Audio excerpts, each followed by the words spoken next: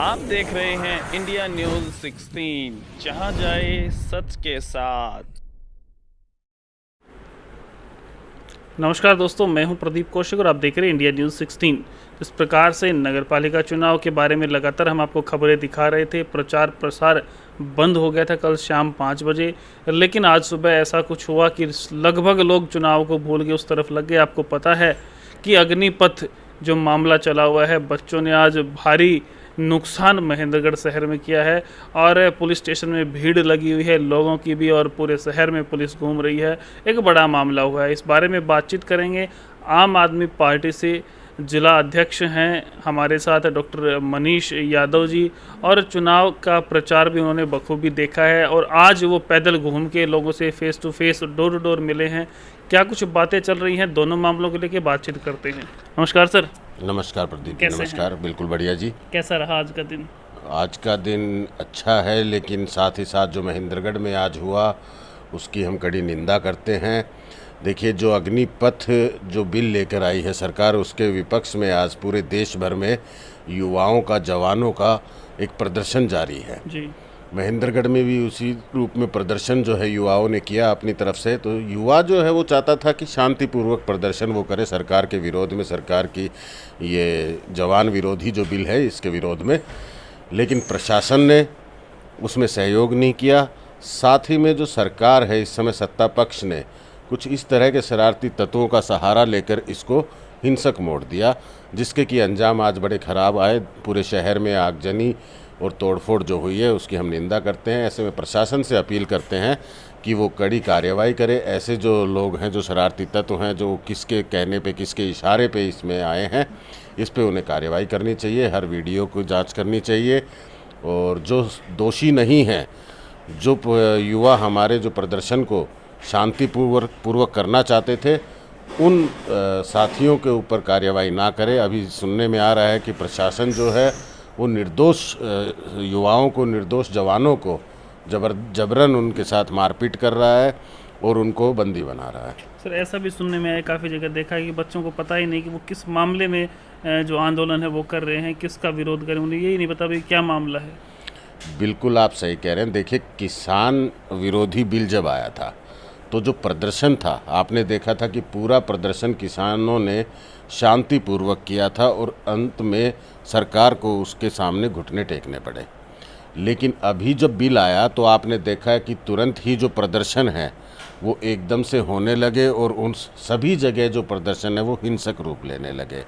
तो ये जो है, ये जो हमारे युवा, जो हमारे जवान हैं प्रदर्शनकारी, ये उनकी करतूत नहीं है, ये करतूत सरकार की है। सरकार की मंशा ऐसी है कि शांतिपूर्वक प्रदर्शन को अगर बढ़ावा दिया तो हो सकता है कि सरकार को भविष्य में घुटने टेकने पड़ेंगे।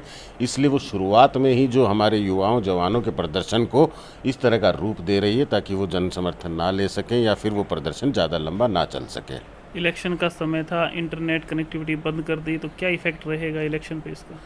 देखिए, इलेक्शन तो पहले भी भारतीय जनता पार्टी के खिलाफ था, और अब इस बिल के बाद जो युवाओं में रोष है और आक्रोश है हमारे जवानों में, तो इसके दुष्परिणाम भारतीय जनता पार्टी को देखने पड़ेंगे। और आज जो महेंद्रगढ़ शहर ने देखा है, जो कि एक शांति प्रिय शहर है, उसको जिस तरह से आज तोड़फोड़ हुई है, आगजनी हुई है, जो भी शरारती तत्व थे वो कहाँ से आए थे, किसके इशारे पे आए थे, ये सब जनता ने देखा है, और ये भारतीय जनता पार्टी को इसके दुष्परिणाम देखने पड़ेंगे। जिस प्रकार से आपने देखा किसान बिल पास हुआ, उसके बाद लोगों ने कड़ी मशक्कत की और काफ़ी लोगों ने अपनी शहादत भी दी, उसके बाद उसको कैंसिल किया गया। क्या इसी प्रकार से सरकार सोच नहीं रही, ऐसे बिल पास कर रही है, या फिर वो लोगों को समझा नहीं पा रही कि भाई इसका फ़ायदा क्या है? देखिए, किसी भी बिल को लाने से पहले आपको जवानों को इसमें इन्वॉल्व करना चाहिए था। अब आप कहते हैं कि ये जवान के लिए अच्छे बिल हैं, कि यानी कि युवाओं के लिए अच्छा है, ये एक स्वर्णिम अवसर है वो अगर इस बिल के साथ, तो ये बात अगर युवाओं तक नहीं पहुंच पाई या जवानों में ये संदेश नहीं है, वो इसका विद्रोह कर रहे हैं, उन्हें ये लग रहा है कि ये जो है जवान विरोधी बिल है। तो इस चीज़ को स्पष्ट करना चाहिए था, उस बिल के बारे में पहले बताना चाहिए था। आज एकदम से जो प्रदर्शन लोग कर रहे हैं तो उसका सीधा सीधा संकेत यही है कि आप इससे फ़ौज को भी कमज़ोर कर रहे हो और युवाओं के भविष्य को भी ख़राब करने का प्रयास कर रहे हो।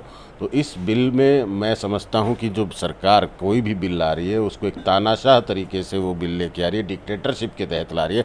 तो लोकतांत्रिक देश में इस तरह की डिक्टेटरशिप, इस तरह की तानाशाही बर्दाश्त नहीं की जा सकती। इस प्रकार से बिल पास हुआ 2-3 दिन पहले ही हुआ है और अब बताया जा रहा है कि इस पर जल्द से जल्द एक्शन लिए जा रहे हैं, कार्य किए जा रहे हैं, इसको आगे बढ़ाया जा रहा है। तो इतनी क्या जल्दी है सरकार को?